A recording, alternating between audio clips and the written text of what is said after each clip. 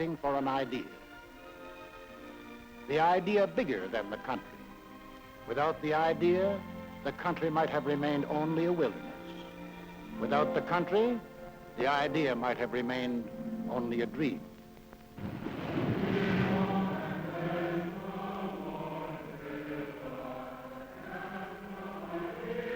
Over this ocean, 1607, Jamestown.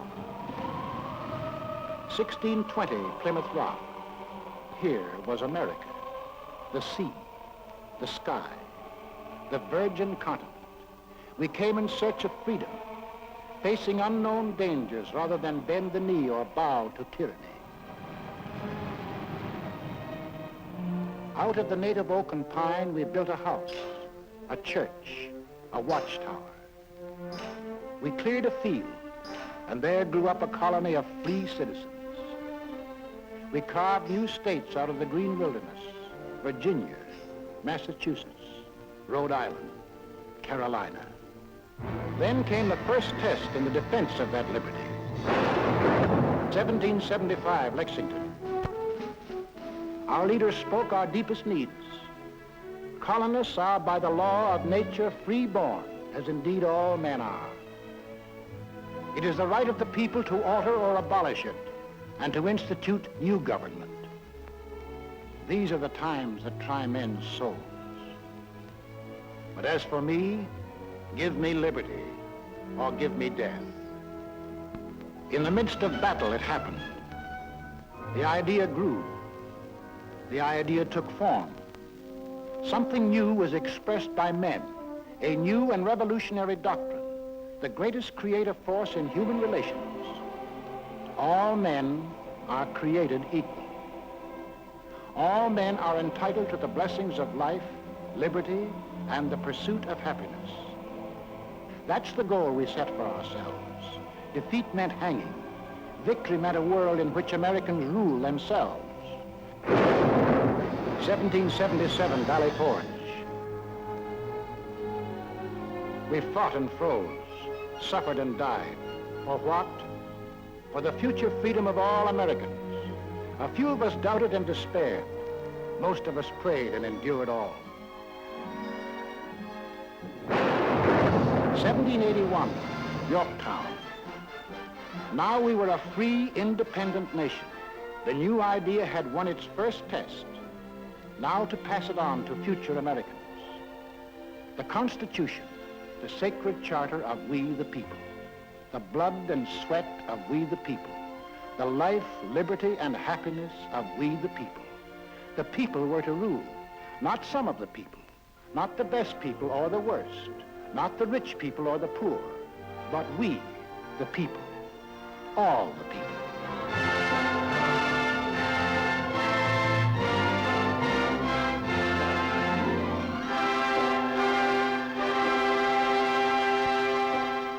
In this brotherhood, America was born. One nation, indivisible, with liberty and justice for all. We began as 13 states along the Atlantic seaboard.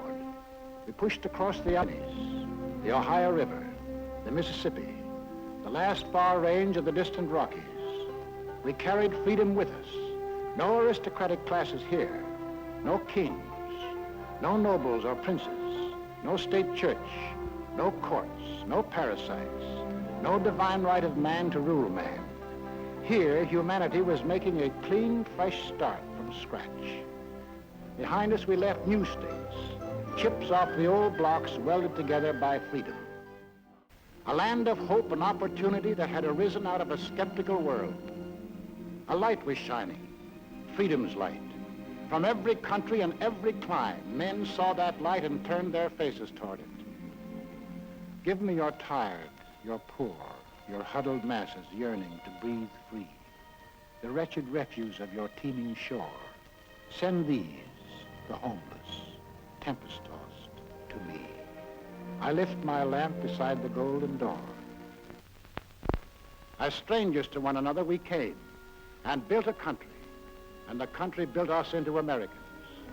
The sweat of the men of old nations was poured out to build the new.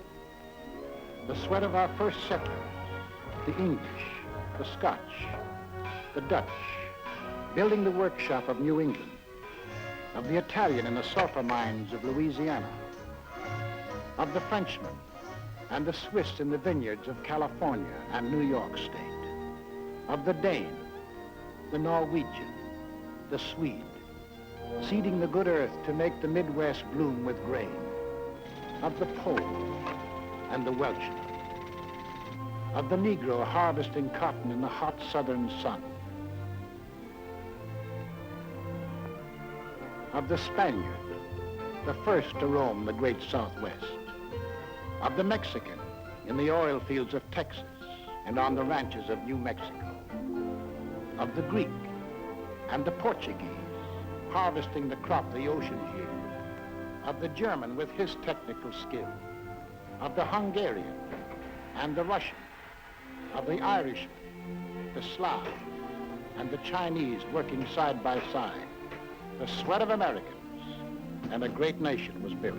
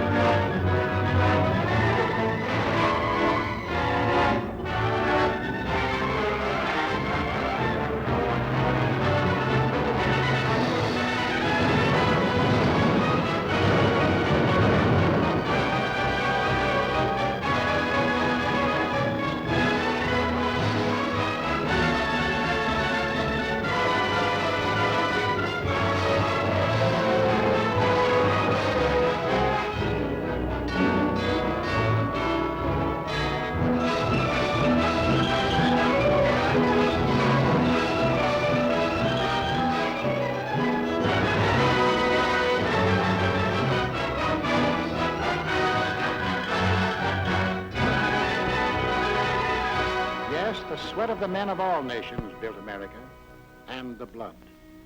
For the blood of Americans has been freely shed. 5 times in our history have we withstood the challenge to the idea that made our nation. The idea of equality for all men, life, liberty, and the pursuit of happiness. The idea that made us the people we are. Let's take a look at ourselves before we went into this war. Well, first of all, we're a working people. On the land, at the workbench, at a desk. And we're an inventive people. The lightning rod, cotton gin, the telegraph, the blessed anesthesia of ether, the rotary printing press, the telephone, electric welding, the incandescent lamp, the submarine, the steam turbine, the motor-driven airplane, the X-ray tube, the gyroscope compass, the sewing machine, television. All these and countless more bear witness to our inventiveness.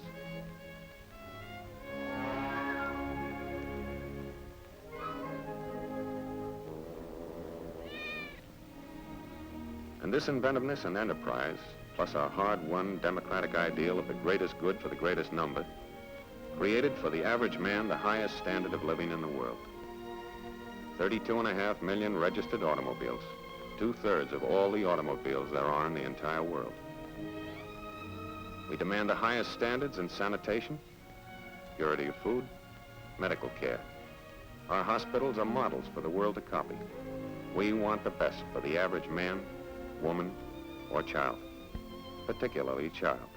We have reduced the hazard of being born. From then on, we protect, foster, and generally spoil the majority of our children. But it doesn't seem to hurt them much. They go to school, all kinds of schools, to kindergartens, public schools, private schools, trade schools, high schools, to 25,000 high schools, and to college. In the last war, 20% of all the men in the armed forces had been to high school or college. In this war, 63%. We're a great 2 weeks vacation people. We hunt, and we fish. Up north, down south, back east, out west. When the season opens, we hunt and fish. And we're a sports-loving people.